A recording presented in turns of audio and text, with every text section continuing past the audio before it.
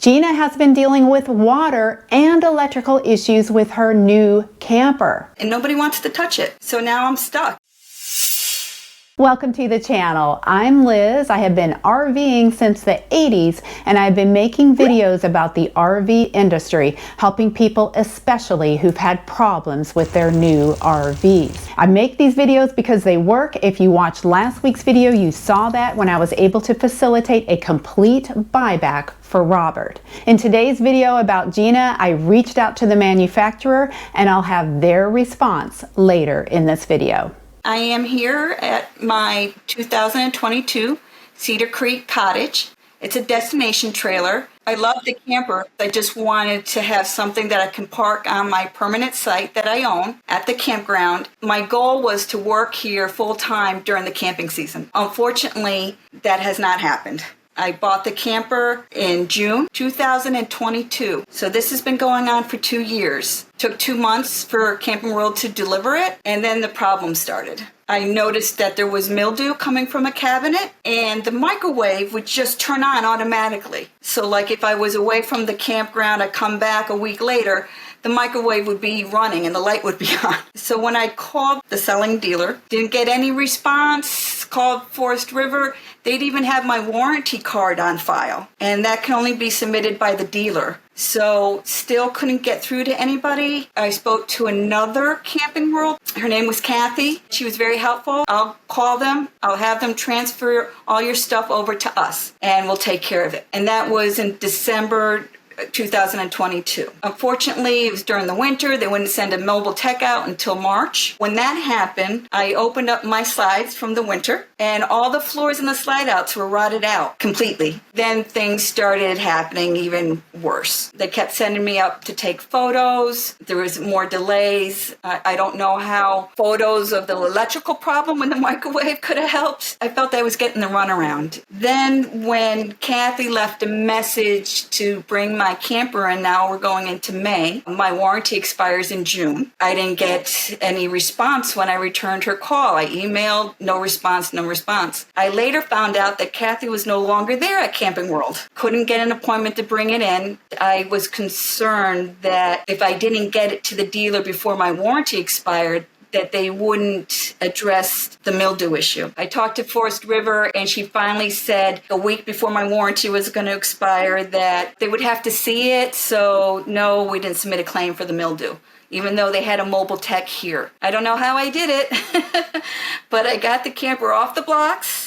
I hired someone to tow it to Camping World in Massachusetts, and I brought it in. They kept it for 4 months. Now we're going into October. I asked them to winterize it. When I went to go pick it up, when they said it was ready, my camper looked a mess. They put Dicor on the slide out. When they drained the water tank, they left the water in the pan and left it sitting there. It was causing some rust already on the bottom of the tank, and they didn't care. The dealer kept saying that the camper's fixed, and it wasn't. I didn't accept it. Forest River accepted to take my camper. I didn't want to leave it at Camping World. They didn't want it to be there anyway, and I was afraid that they would cause more damage to it. I had to pay to bring it back to my site. I had to wait until February now, 2024, to have it go to the factory up in Indiana. Cedar Creek Cottage had a really great reputation for their campers. It's supposed to be one of the top of the line campers. I'm in a campground that has 400 sites. Everybody knows about the Cedar Creek Cottage. Everybody wanted to come and look at it.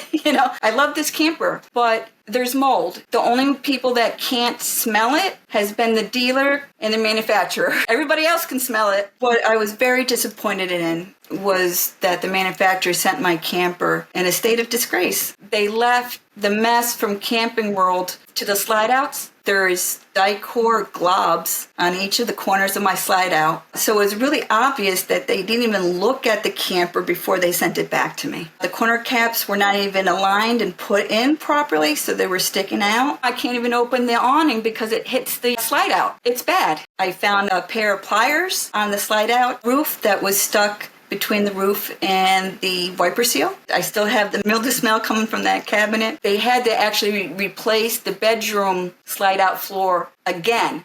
So that had to be changed twice within 4 months. When I got the camper back, it still had water leakage in the same area that it was when I sent it to Camping World and to the manufacturer. The inner seal's not even all the way down and covering the area with the slide. I could look into the bedroom from the outside, and I believe it's probably going to need another slide out floor in a few months. I temporarily covered it because I am, again, trying to prevent more damage to my camper while I wait for a response from Forest River. And also what I was really disappointed about with these slide-out floors, Camping World changed 2 of the 3 slide-out floors with OSB, which is a downgrade. It should be 5/8 marine plywood. The reason why I bought the Cedar Creek cottage is because it has better quality flooring. They just dismissed me. And when they changed it twice again at the factory, I said OSB board is not the OEM, it's not what's in the camper.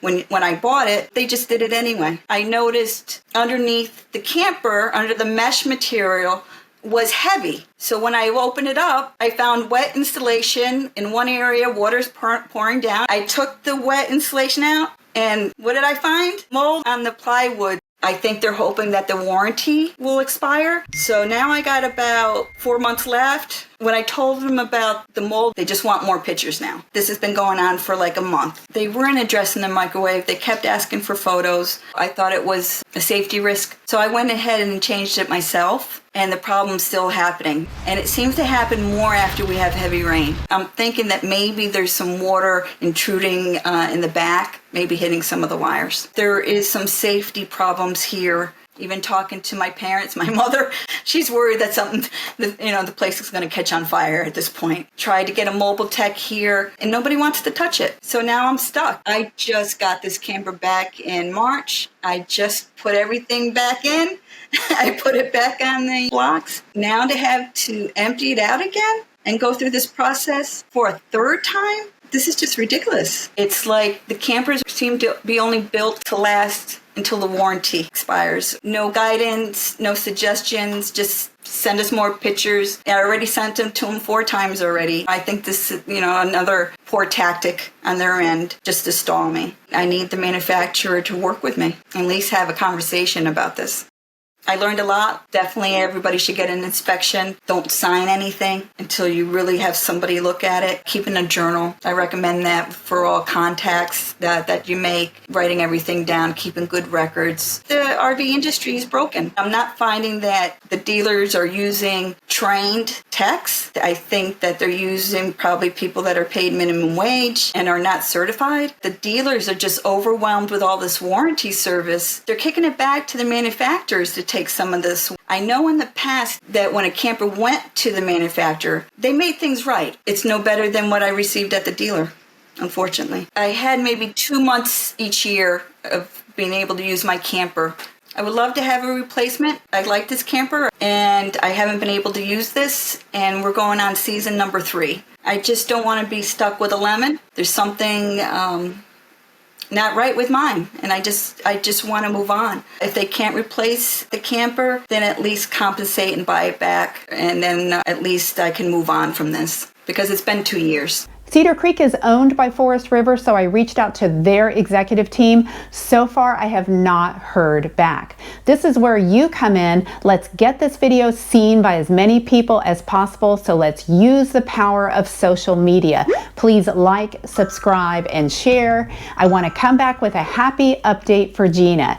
And if you're shopping for an RV, like Gina said, get an inspection. I also recommend before you buy, join an RV owners forum and get the scoop from them. Thanks for watching and stay tuned.